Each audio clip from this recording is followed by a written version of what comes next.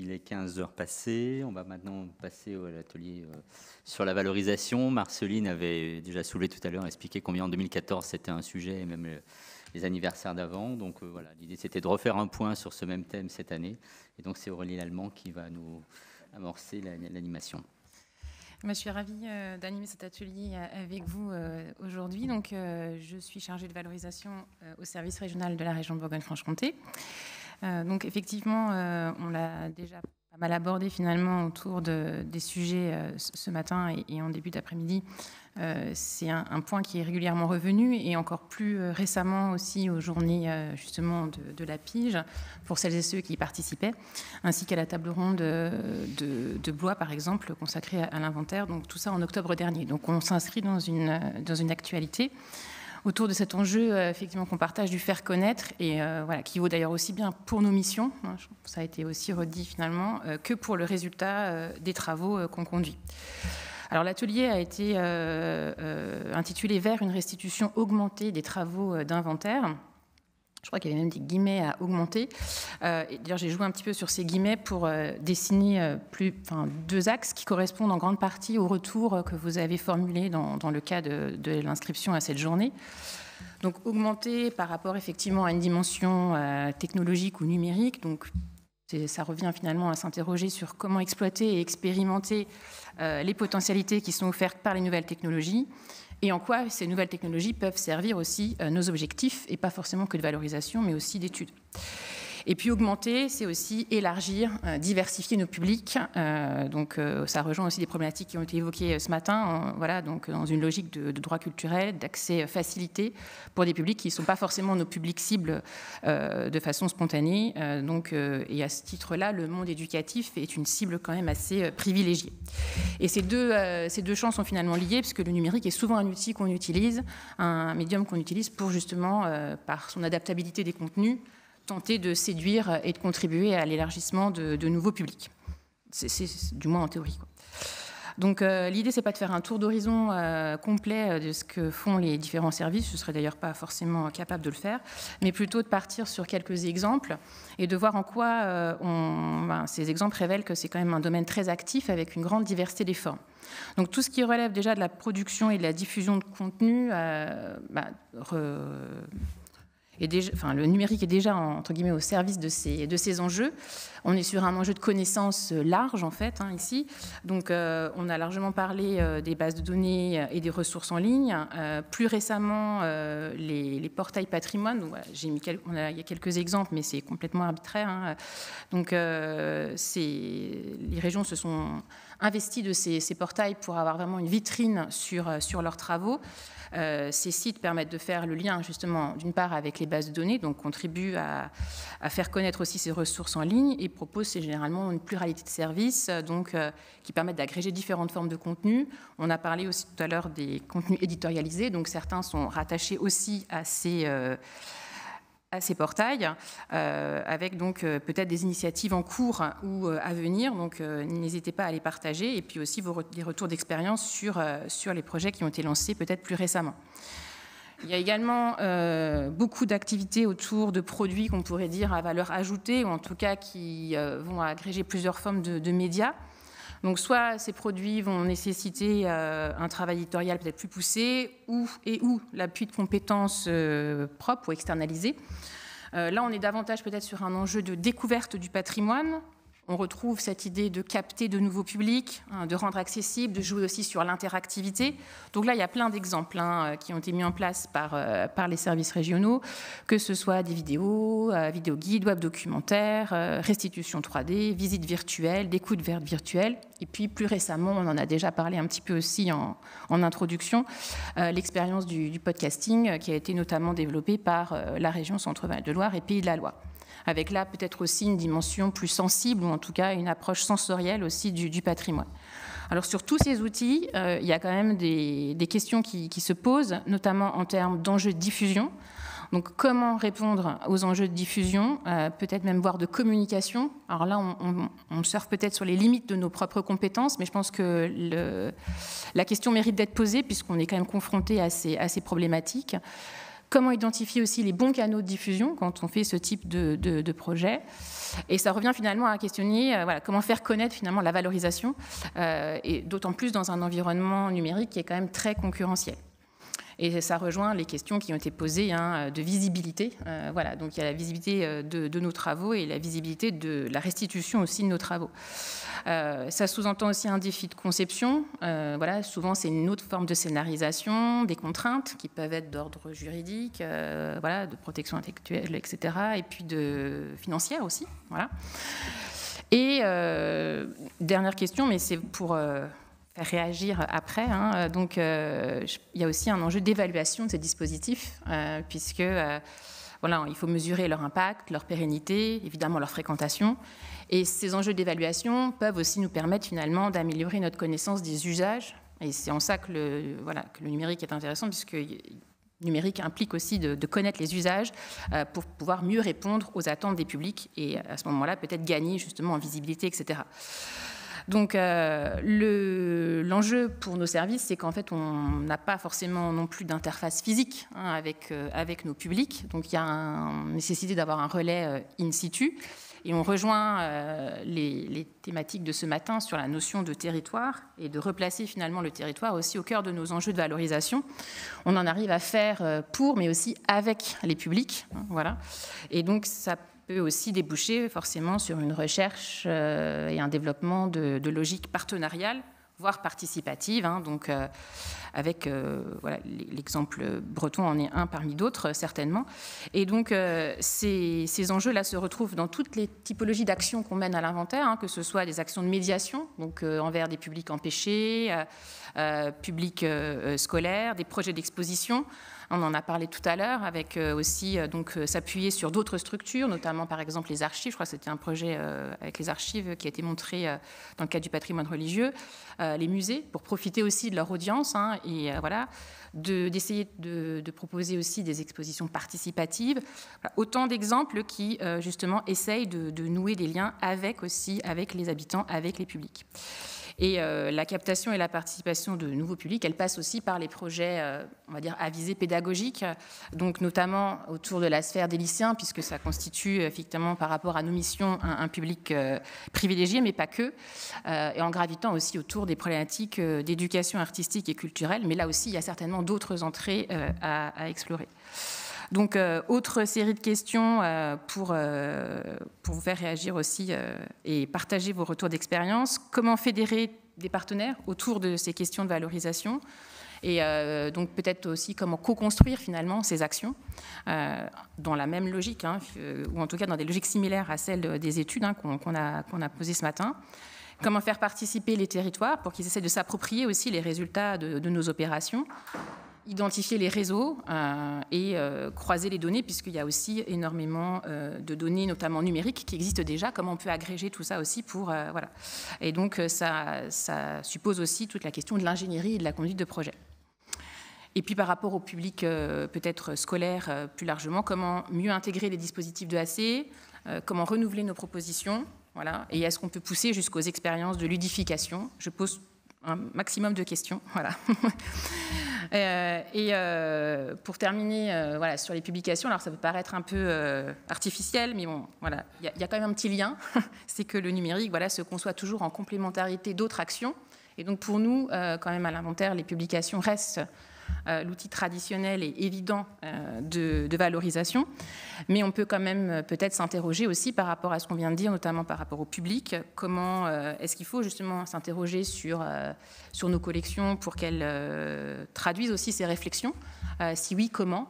Voilà, est-ce que les collections sont encore adaptées à tous nos besoins ? Voilà, donc c'est quelques pistes pour alimenter le débat. Donc n'hésitez pas à réagir. J'ai volontairement disséminé les questions au fur et à mesure de ce propos liminaire, mais voilà, l'idée c'est de faire des retours d'expérience sur ce que vous avez conduit. Il y avait aussi beaucoup de questions sur tous les projets qui n'avaient peut-être pas forcément pu aboutir ou qui n'ont pas été reconduits.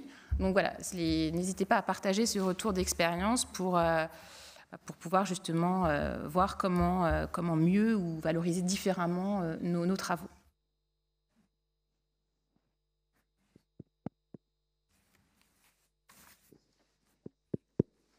change.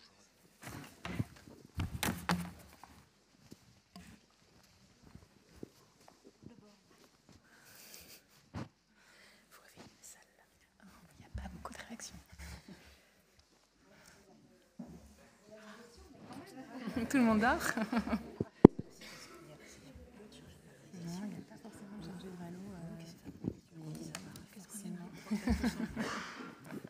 Oui, rebonjour, Bénédicte Duthion, région Normandie. Simplement aussi, puisqu'on parle de moyens humains, et qu'on sait qu'on est plutôt dans une période où ces moyens sont en baisse. Ce que je voulais savoir, est-ce qu'on a une idée de... Parce qu'il existait un temps où il y avait des professeurs du secondaire détachés en partie pour des actions justement de valorisation et notamment en direction des lycées. Est-ce qu'on sait à l'échelle des différents services si ces dispositifs existent encore et si oui, pour combien de services, voilà, et est-ce qu'il n'y aurait pas moyen justement de réactiver ces possibilités de mise à disposition en partie d'enseignants? C'est déjà la première question. Ceux qui ont un professeur détaché, levez la main. Voilà. Un. J'arrive. Mais Bénédicte, excuse-moi, j'ai un doute. C'est les professeurs détachés, ils étaient plus là pour faire de la formation que de la valorisation. Ils étaient plus chargés de faire de la formation auprès de leurs collègues de l'éducation nationale. C'était des services éducatifs. Oui, c'est ça. Ils étaient moins là pour la valorisation que pour la formation. Quand même, ils sont plus là, en tout cas, ils sont plus là. Petite contribution, partage. Pauline Marton, chef du service région Centre-Val de Loire. On avait une enseignante missionnée jusqu'à cet été. Son contrat terminait et elle n'a pas voulu le renouveler. C'est posé du coup la question pour nous de redemander un enseignant missionné. Et pour l'instant, on l'a mis en suspens parce qu'on considérait qu'il fallait qu'on re-questionne cette mission éducative que nous avions. Et c'est une éternelle question qu'on se pose et pour l'instant, on n'a pas la réponse et ça m'intéresserait de savoir comment les autres régions se positionnent. Intervenir dans tous les lycées de la région sans personnel, c'est compliqué. Est-ce qu'on est là pour mettre à disposition de la matière première ou pour intervenir? Est-ce le rôle des chercheurs d'intervenir? Est-ce que c'est le rôle d'un chargé de valorisation? Mais qui a un chargé de valorisation à temps plein dans ses effectifs? Et l'enseignant missionné, pour moi, avait un sens s'il était accompagné d'un chargé de valorisation qui l'encadrait. L'enseignant missionné n'est pas là pour faire à la place d'un personnel qui n'existerait pas dans le service régional. Donc c'est pour ça que pour l'instant, on a préféré le mettre en suspens plutôt que de se dire on fait alors qu'on n'a pas les moyens de faire correctement. Et c'est bon ni pour nous, ni pour l'enseignant qui se retrouve un peu désœuvré ou qui ne sait pas dans quel sens aller.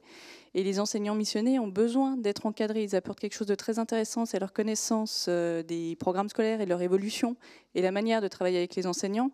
Ils arrivent aussi avec leur lourdeur et avec leur non-connaissance des collectivités territoriales et leur fonctionnement. Et du coup, c'est un duo qui doit être monté et il faut bien 2 personnes pour que ça fonctionne correctement.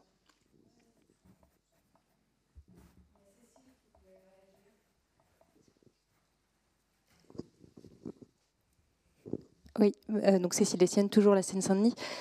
Merci Aurélie pour cette présentation qui soulève, je trouve, beaucoup d'enjeux et notamment cet enjeu de faire avec, qui me semble, enfin voilà, qu'on a retrouvé déjà ce matin dans des interventions plutôt dans le faire avec, dans le cadre d'études. Là, c'est le faire avec dans le cadre de projets de valorisation. Mais finalement, est-ce que ce faire avec, c'est pas un traceur qui est commun à l'ensemble de la démarche aussi d'inventaire et qu'il faudrait travailler? Et c'est vrai, pour prendre un exemple plus concret en Seine-Saint-Denis, nous, on s'appuie plutôt sur les dispositifs d'éducation artistique et culturelle que le département porte, donc par le service de la culture. Et en fait, on s'appuie sur l'ingénierie des collègues de la culture pour pouvoir être dans des projets en amont. Et l'idéal, en fait, pour nous, c'est que pour tout projet d'étude, que ce soit d'ailleurs en archéologie, en inventaire, en patrimoine culturel immatériel, d'avoir un objectif EAC pour chaque projet que l'on peut mettre en place. Et ce projet EAC que l'on peut mener avec nos publics cibles du département, donc bien entendu les collégiens ou les publics relevant du champ social, mais ça peut être aussi de l'intergénérationnel, quelque chose de plus large, hein, si on prend le AC au sens large. Et ça permet, ce type de projet, de pouvoir justement alimenter, pas forcément qu'un projet de valorisation, mais un projet aussi de co-construction, de regard partagé sur des patrimoines sur le territoire. Et c'est un dispositif, enfin, je pense que dans la région, vous avez la même chose côté culture, vous avez peut-être vous-même des dispositifs que vous armez depuis les services d'inventaire en région, mais en tout cas, nous, ça fonctionne bien et c'est pas un temps d'investissement énorme parce que ça fait partie de notre démarche d'appréhension des patrimoines sur le territoire. Voilà, il n'y a pas forcément que le fait d'y intervenir en tant que chercheur ou chargé de valorisation, on y intervient de manière collective avec des regards partagés.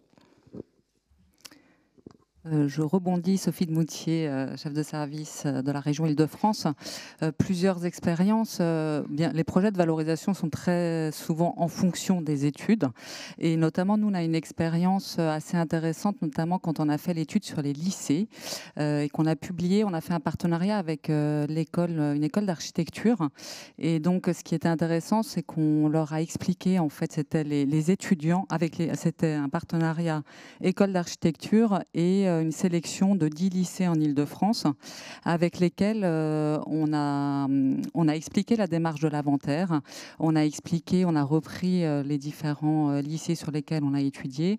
On a travaillé en archives avec le service des archives de la région Île-de-France avec les lycéens pour justement construire toute une réflexion et véritablement construire un projet d'études et de valorisation autour de leur lycée. Donc c'était aussi très intéressant comme démarche parce que ça conciliait le service des archives, les lycéens et les professeurs et les étudiants en architecture. Donc c'était une très belle expérience qui a donné lieu ensuite à une exposition dans Paris, dans l'école d'architecture Paris-Malaquais. Autre aspect que je voulais aussi préciser, quand on parle de projet de valorisation numérique, moi je suis parfois assez prudente compte tenu de l'expérience parfois que nous on a pu avoir parce qu'on est très tributaire très souvent de la direction de la communication. On avait développé beaucoup de contenu au sein du portail de la région et un changement de directeur de communication fait que du coup des produits qui nous ont demandé beaucoup d'énergie ont disparu du jour au lendemain. C'est la raison pour laquelle aussi de plus en plus on s'oriente, notre stratégie, elle est en fonction de plusieurs critères. Elle est en fonction de... en tout cas pour moi, c'est d'abord, avant tout, en effet, une restitution de la recherche, de nos bases de données sur lesquelles nous avons la main. Et bien évidemment, les publications papier, qui est un très beau moyen de restituer et qui est pérenne, de restituer nos données. Bien évidemment, on a un produit... par exemple, c'est vrai qu'on a très souvent des pressions aussi pour développer des applications, pour développer d'autres types. Mais je dois dire que c'est avec prudence toujours parce que le numérique, c'est très vite obsolète aussi. Il y a non seulement les tributaires de la direction de la communication, mais ce sont des outils en permanence.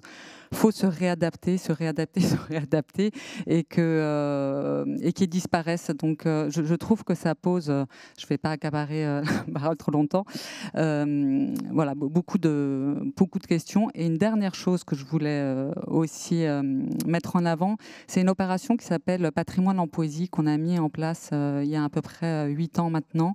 On incite les enfants à écrire un poème autour du patrimoine francilien. L'intérêt de ce dispositif, c'est qu'on a 150 structures sur le territoire, des musées, des bibliothèques, des centres de loisirs, des centres sociaux qui s'emparent de ce dispositif. Et c'est une manière aussi de connaître l'inventaire et le patrimoine, de faire parler les enfants sur ce qu'est le patrimoine aujourd'hui pour les enfants, entre 8 et 12 ans. Et et ça donne lieu à une remise des prix tous les ans. Et ce qui est très intéressant, c'est cette mise en réseau en fait, des partenaires sur le territoire, la restitution, la manière dont les enfants s'approprient le patrimoine.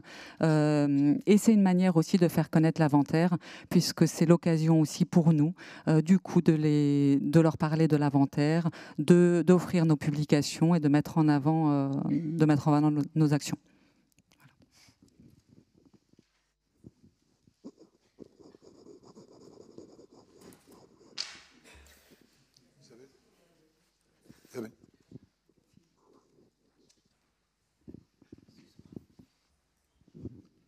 Oui, Delphine Renaud, chef du service inventaire région Auvergne-Rhône-Alpes. Je vous ai parlé tout à l'heure des publications papier et je vous remercie parce que j'insiste lourdement sur cette diffusion des publications papier. En région Auvergne-Rhône-Alpes, on en est à la 65e publication depuis 1973. On a essayé également du numérique, mais je vois par rapport à mes collègues des autres directions, quand on dit est-ce que vous avez reçu tel mail, ils en ont marre des mails, hein, on peut le dire, parce qu'on en reçoit 10 000 par jour. Donc c'est noyé parmi les autres informations. Et du coup, moi, je diffuse beaucoup de publications papier, j'en donne même, y compris au DGA. Et là, ça leur parle, parce que quand ils me croisent dans les couloirs, ils me remercient du cadeau que je leur ai fait. Et du coup, voilà, ils s'interrogent et ils regardent un peu plus précisément ce que l'on fait. Donc, mais ça demande du temps parce que ça fait déjà 5 ans que je fais ça et ils commencent seulement maintenant à s'intéresser à notre travail.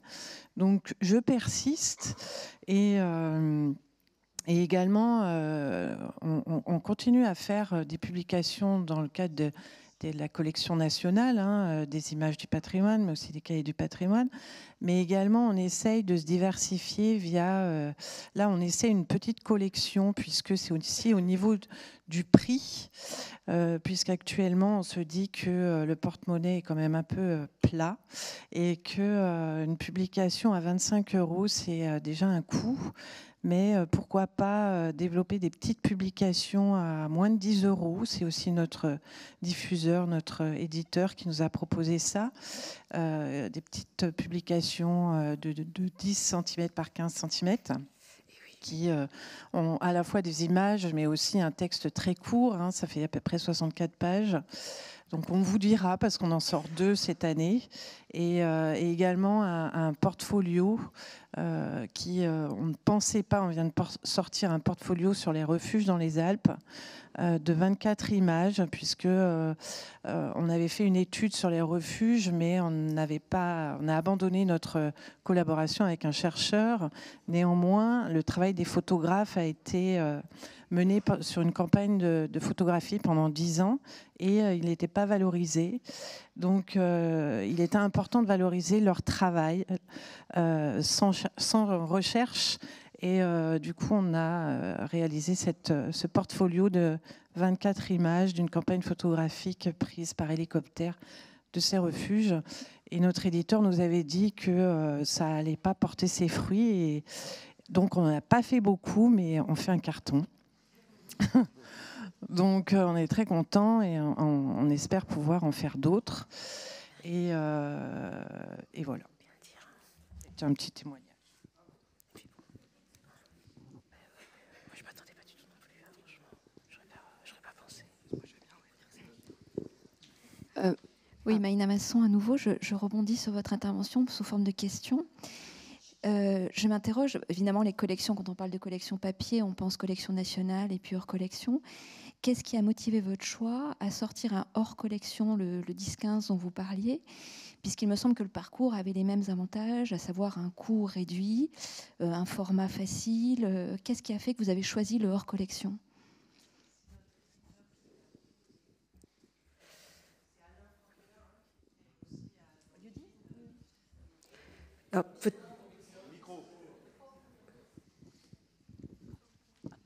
Tant que le micro circule, pour compléter, c'est aussi parce que c'est une collection d'images.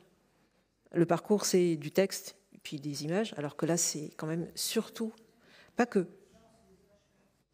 mais Et voilà qu'on ça, c'est Alain Franquella des éditions Lieu-dit, qui était photographe à la base, à l'inventaire, et qui a travaillé au service de l'inventaire Auvergne, qui est donc dans l'aventure depuis le début et qui nous a dit qu'au regard de la collection de photographies, comme le dit Caroline, que l'on avait, pour valoriser ce travail-là, puisqu'on à la région Auvergne-Rhône-Alpes, on a aussi, j'ai en charge le domaine royal de Randan, qui est une propriété région, qui est classée monument historique dans toutes ses composantes, collections, mais aussi bâtis et parcs.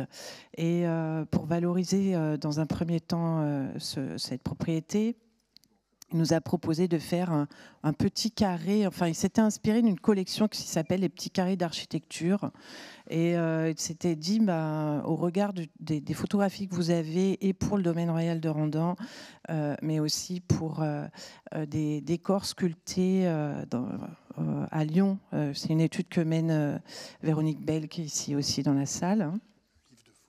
Il était quand même mieux de valoriser ce travail via une nouvelle collection qu'il souhaite appeler Curiosité. Et que, comme le dit Caroline, qui a plus d'images que de textes. Néanmoins, c'est lui qui a mis en page cette collection. Donc, certaines fois, on a du pleine page avec des images et un texte en face qui est minimisé, mais on vous dira si ça marche après ou pas, beaucoup mieux que les parcours du patrimoine. Donc Marie Ferret, région Pays de la Loire. Nous, dans le service patrimoine de la région, on est divisé en deux pôles, un pôle inventaire-recherche et un pôle valorisation. Et en fait, on constitue des binômes entre chercheurs et chargés de valorisation tout au long de l'étude. Donc, le binôme est institué quasiment au début de l'étude et on travaille au long cours, chercheurs et chargés de valorisation, à la mise en place d'une stratégie de valorisation de l'étude portée donc, par l'équipe de recherche. Et on s'est rendu compte que la mise en place de ces binômes permettait d'être très présent sur les territoires, parce que le chargé de valorisation va avoir à charge d'aller un peu démarcher pour trouver des lycées, des collèges, des écoles qui pourraient être intéressés par des interventions, des ateliers, différents partenaires, etc. Et du coup, ça a permis de mettre en place des valorisations vraiment complètes sur plusieurs territoires ces dernières années. Donc je trouve que c'est un modèle qui fonctionne quand même vraiment très bien. Et je voulais rebondir aussi sur une autre question que vous avez évoquée par rapport à la diffusion des contenus numériques et notamment des podcasts. Donc effectivement, nous, on a porté des podcasts sur les faubourgs du Mans et on les a sortis en août dernier. Enfin, de l'année dernière, un peu hors sol, c'est-à-dire que c'était pas accompagné d'un autre format de valorisation. Ça pas vraiment marché, il faut bien le dire. Il n'y avait pas beaucoup d'écoute, on était complètement noyés dans la masse de podcasts qui sortent tous les jours. En revanche, au moment où l'exposition qui restituait les résultats d'inventaire a ouvert, donc en octobre suivant, on avait mis en place des bornes avec des extraits de podcasts et des QR codes qui permettaient d'écouter en entier les épisodes si les visiteurs le souhaitaient. Et là, on a constaté une explosion d'écoute, bien évidemment, et qui s'est poursuivie par la suite. Donc je crois qu'il y a vraiment la nécessité d'adosser en fait les différents types de valorisation les uns par rapport aux autres pour que ça fonctionne véritablement. Et ce que l'on voit aussi, je terminerai là-dessus, sur les publications, on constate quand même qu'une publication qui est accompagnée d'une exposition ou tout un dispositif de présentation de ces publications a plus d'impact que quand elle est déconnectée de tout un programme de valorisation. C'est bien. Bon, de nouveau, Marceline Brunet. Et, oh, merci, t'es gentille.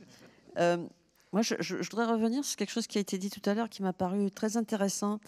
C'est le fait qu'il faudrait peut-être, quand c'est possible, c'est peut-être pas possible chaque fois, en ce qui concerne la médiation et la restitution des connaissances et le côté un peu pédagogie du patrimoine, se reposer davantage sur nos partenaires qui sont au plus près des territoires. Je prends un exemple, les pays d'arrêt d'histoire. Les pays d'art et d'histoire sont surtout ceux de la nouvelle génération qui sont en train de se multiplier en ce moment, ont, à partir du moment où ils sont labellisés, une obligation de mettre en place des projets d'éducation artistique et culturelle. Et en matière de patrimoine, c'est bien évidemment de la pédagogie du patrimoine dans tous les sens du terme. Et donc, quand on a travaillé sur un territoire de ce type-là, moi j'estime qu'on a fait le travail à partir du moment où on a des dossiers dans Gertrude qui sont publiés sur le portail régional avec des dossiers bien documentés, bien riches en contenu, et qu'on a ensuite la possibilité de se décharger sur nos partenaires et collègues du pays d'art et d'histoire qui, eux, vont prendre notre relais pour évoluer vers la restitution auprès de tous les publics. D'ailleurs, il n'y a pas que les publics scolaires, mais ils ont aussi, par obligation statutaire, une forte politique en direction des scolaires. Et puis, ils sont aussi, vous le savez bien, en capacité de mettre en place toutes sortes d'opérations de valorisation en direction des habitants ou des touristes. Et en leur passant la totalité de notre documentation, de notre travail, je pense que là, on fait le travail sans être obligés, nous, de courir après les professeurs de collège pour les convaincre de monter un projet éducatif avec nous.